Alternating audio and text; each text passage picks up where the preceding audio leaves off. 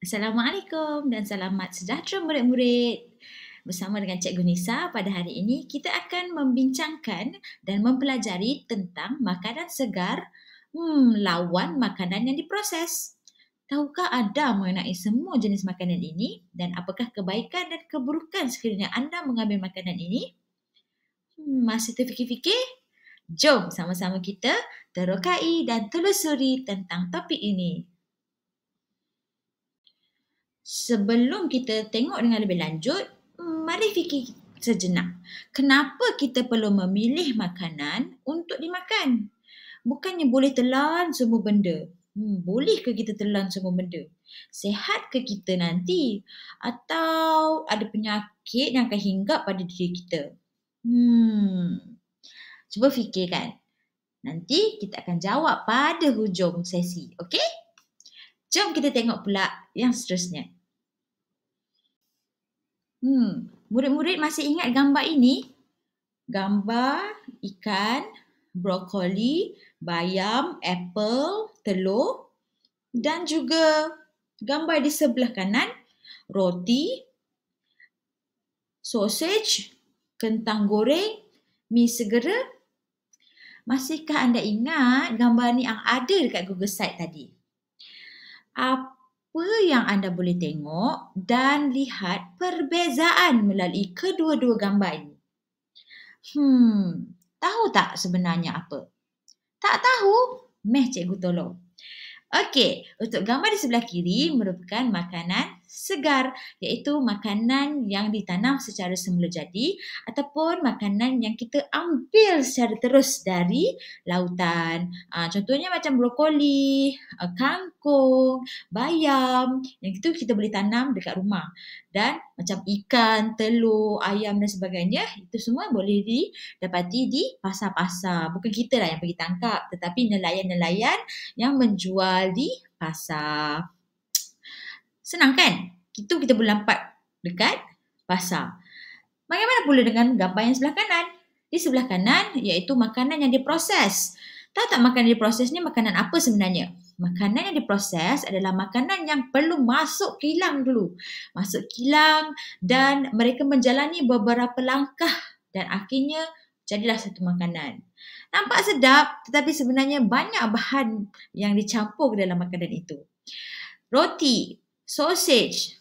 Kalau anda pernah dengar sausage ni sebenarnya bukan menggunakan isi ayam yang sebenar, tapi menggunakan baki-baki daripada ayam tersebut. Baki apa tu cikgu? Nanti kita akan tengok dalam video yang ada cikgu letak dekat laman utama G-Site. Okey? Kedua, mi segera. Cikgu yakin dan percaya memang ramai sangat anak murid cikgu suka makan mi segera. Yelah, bukan sahaja mudah, tapi sedap tu memanglah sedap. Banyak garam, dek. Kena ingat. Banyak garam. Kentang pula. Kentang pun sudah menjalani proses yang banyak. Dah dihancurkan, tambah garam, tambah seasoning, macam-macam. Bukan saja daripada ubi kentang yang sebenar, tetapi sudah menjadi satu makanan yang lain, tapi masih diberi nama kentang. Okey, begitu juga dengan, kita panggil tu apa? Filet, chicken filet kan?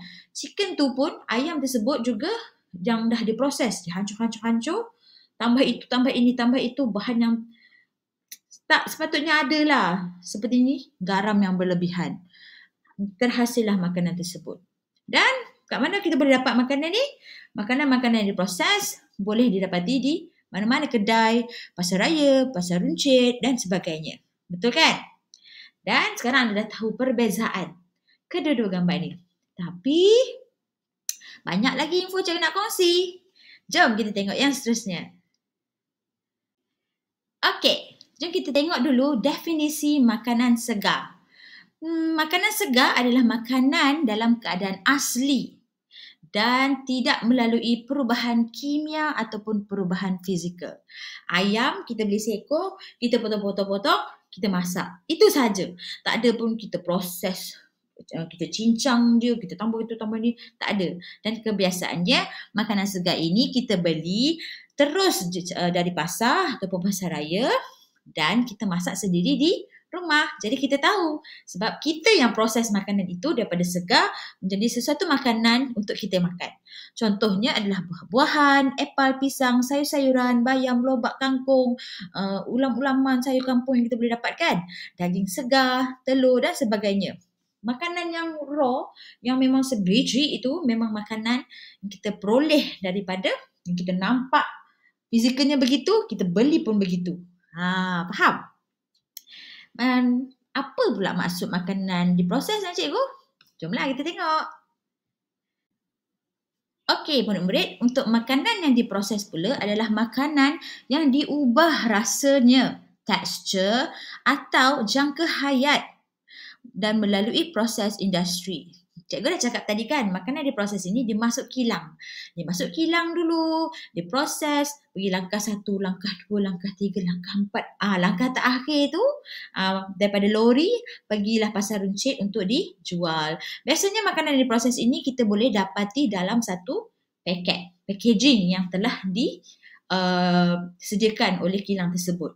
Biasanya makanan-makanan ini berada dalam tin, contohnya sardin, jagung dalam tin, tuna dalam tin, laici dalam tin, banyak dalam tin, betul tak? Dan juga dalam paket-paket macam mi segera, nugget, sausage, itu semua makanan-makanan yang daripada makanan segar diproses menjadi satu makanan yang sebegini. Dan sudah tentunya jangka hayat makanan ini juga mengambil masa bertahun-tahun untuk rosak. Sebab mereka dah ditambah dengan bahan pengawet, garam yang berlebihan, seasoning untuk menyedapkan rasa dan sebagainya. Tapi kita perlu berhati-hati. Makanan diproses ini ada baik dan buruknya. Murid-murid, awak tahu tak pembandingan nutrisi antara makanan sebelah kiri ni, makanan segar dan juga makanan diproses? Tahu tak? Tak tahu? Jom cikgu tunjuk. Untuk makanan yang segar, tak ada bahan pengawet. Kita masak sendiri kat rumah, kita letak garam secukup rasa kita dan makan sekali terus habis. Yang kedua, baik untuk kesihatan. Sebab kita sendiri yang suka segala bahan perasa yang kita nak letak. Ada orang tak guna bahan perasa langsung, dia makan je tawar macam tu. Ada orang makan tawar? Tak adalah semua, tapi ada orang akan letak garam, gula sikit lah untuk menambahkan rasa supaya makan itu lebih berselera. Pada masa yang sama, makanan-makanan segar ini masih kekal kandungan proteinnya, masih kekal kandungan vitaminnya, masih kekal kandungan nutrisi yang sepatutnya ada dalam makanan itu. Jadi, sihatlah kita makan makanan segar ni. Kita tak ubah apa-apa. Kita memang ambil secara terus sahaja nutrisi yang ada dalam makanan tersebut. Tapi bagaimana pula dengan nutrisi yang ada dalam makanan yang diproses? Yang pertama kita boleh tengok kat situ, kurang nutrien. Vitamin, mineral mereka dah berkurang. Yang pada asalnya 100% protein tapi dah dihancurkan, dicampur itu, dicampur ini, menyebabkan nutriennya berkurang. Okay, yang kedua ada garam, gula, pengawet yang tinggi. Yalah, kita nak jual barang tu, kan, barang tersebut, makanan tersebut nak dijual dan sudah tentunya nak bagi dia tahan lama, kita kena tambahlah pengawet dan garam dan sebagainya supaya benda tu boleh duduk lama dalam freezer kita. 2 tahun pun tak ada masalah lah. Tapi risikonya adalah penyakit yang akan hinggap dekat badan orang yang suka makan makanan proses ni. Cikgu yakin dan percaya ada antara awak semua ni suka kan makan makanan macam ni. Sedap memang sedap. Tapi perlu beringat. Apa cikgu kesan dia? Jom cikgu nak tunjuk kesan pengambilan berlebihan makanan yang diproses ni. Untuk kesan pengambilan makanan diproses secara berlebihan ini, pertama sekali, seperti mana kita tahu, Malaysia sangat menjuarai carta obesiti dalam Asia Tenggara. Belum tentu lagi di dunia, tapi melalui data yang dikeluarkan oleh WHO, Malaysia adalah salah satu negara yang tinggi catatannya manusia yang mempunyai penyakit obesiti. Puncanya adalah daripada pengambilan gula dan juga lemak yang tinggi dalam makanan seharian mereka. Setiap hari makan burger, setiap hari makan nugget, setiap hari makan benda-benda yang diproses. Langsung tak makan sayur, langsung tak makan ayam yang clean, ayam yang sehat, garam berlebihan dan sebagainya. Dan mereka akhirnya akan menjadi selesa dengan keadaan mereka sebegitu. Adakah ini bagus anak-anak? Tidak. Jadi kalau anda rasa anda sebegitu sekarang, fikir sejenak dan ambil langkah yang proaktif bagi mengubah gaya hidup kita. Okey? Penyakit yang kedua ini pun sama. Selain daripada penyebab utama penyakit jantung adalah rokok, sukar untuk cikgu cakap, tapi perlu cikgu cakap, pengambilan garam berlebihan ini menyebabkan manusia itu, individu itu boleh terkena penyakit jantung disebabkan oleh lemak-lemak berlebihan di dalam badan berkumpul di saluran darah kita, menyebabkan ada kesumbatan. Ada tersumbatnya saluran darah itu yang menyebabkan jantung itu tak boleh nak pam darah ke seluruh badan. Akhirnya boleh kena heart attack. Bila kena heart attack, macam-macam lagi lah penyakit boleh berangkai-rangkai dalam badan kita. Jadi beringatlah ya anak-anak, makanan yang diproses ini kita boleh makan tapi secara berkala sahaja. Bukannya setiap hari, bukannya berlebihan.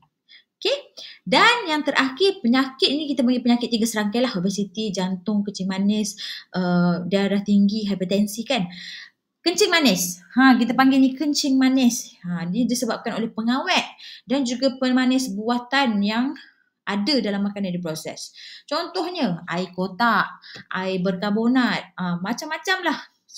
Sukalah untuk cikgu beritahu makanan-makanan yang ada dalam peti, dekat 7E, dekat pasar raya, itu semua telah diletakkan gula dan garam yang banyak. Kita tak tahu, kita tak nampak, kita tahu minum dan telan saja. Tapi kita sebagai manusia sendiri, kita perlu sayang diri kita, kawal pengambilan makanan supaya kita boleh elakkan daripada terkena penyakit-penyakit ini. Tak kena sekarang waktu muda, tetapi dia akan tunggu kita pada waktu tua. Jadi amalkan gaya hidup sihat juga penting, bermula dari sekarang. Okey? Jom kita tengok yang seterusnya pula. Jadi cikgu, macam mana kita nak amalkan pemakanan seimbang? Mari sini cikgu beritahu. Senang je. Kita perlu kawal nafsu terutamanya. Yang pertamanya. Yang seterusnya kita boleh tengok itu. Yang pertama, lebihkan makanan segar. 50% pinggan. Okay, dalam laman utama cikgu dah letakkan satu gambar pinggan sihat Malaysia. Di mana seseorang individu itu apabila makan perlu mengambil separuh daripada pinggan itu adalah sayuran, makanan segar termasuk juga dengan buah-buahan. Okey. Yang kedua, awak boleh buat jadual, awak perlu hadkan makanan yang diproses, makan cuma hanya 1 hingga 2 kali seminggu sahaja. Tak boleh lebih. Kalau makan dah hari-hari tu beringatlah, banyak hari sangat dah ni makan makanan ni. Proses ni asyik goreng je. Kena makan makanan segar juga ni. Sambil-sambil tu beringatlah kepada diri sendiri. Dan yang terakhir, ini pun awak boleh buat juga sendiri-sendiri awak sebelum beli makanan apa-apa di pasar raya. Baca label nutrisi pemakanan yang ada di belakang pembungkusan tu. Okay, boleh baca kat situ, pilih, bandingkan yang mana yang lebih sihat. Walaupun makanan yang diproses, tak semuanya tak sihat. Tapi awak boleh bandingkan, pilih yang terbaik melalui nutrisi label yang ada pada bungkusan itu. Dan cikgu nak bagi satu tips. Cikgu, malam-malam saya lapar lah, nak buat apa? Makan Maggi Boleh makan Maggi? Tak boleh. Okey, kalau lapar malam-malam, tiba-tiba dah makan nasi, lapar lagi. Tips dia, pilih buah sebagai snack. Bukannya Maggi, bukannya keropok, bukannya kerepek. Itu semua banyak gula, banyak garam, banyak minyak. Makan buah segar. Cuci, potong, makan. Itu yang terbaik. Okey? Dan kita tengok yang seterusnya pula. Okey, yang terakhir, mari kita tengok sama-sama. Di awal tadi cikgu tanya, kenapa kita kena pilih makanan untuk dimakan? Kenapa kita kena pilih makanan yang untuk dimakan? Bukannya kita boleh makan semua, betul? Kat sini cikgu nak awak bekerja secara berpasangan. Kalau tak cukup pasangan, boleh bekerja secara bertiga. Okey, untuk menjawab soalan yang telah cikgu nyatakan di situ. Mengapa makanan segar lebih baik dan bagaimana nak kurangkan makanan yang diproses ni? Awak boleh fikirkan, awak boleh cari jawapan di sumber-sumber internet, awak boleh berbincang juga dengan kawan-kawan ataupun tanya kepada guru-guru kesihatan yang lain, tanya ibu bapa ataupun sebagainya, dan kita akan bincangkan soalan ini dan kongsikan di dalam kelas bersama-sama kelak. Boleh, murid-murid? Bagus. Cikgu harap awak semua boleh memanfaatkan dan aplikasikan segala informasi yang telah cikgu kongsikan melalui video ini. Oleh itu murid-murid, kurangkan makanan yang diproses, banyakkan makanan segar supaya badan cergas, minda pun cerdas. Kita jumpa lagi untuk sesi pembelajaran yang seterusnya. Terima kasih kerana meminjamkan telinga, pinjamkan mata dan bukakan hati untuk sesi pembelajaran kali ini. Terima kasih. Kita jumpa lagi nanti. Bye-bye.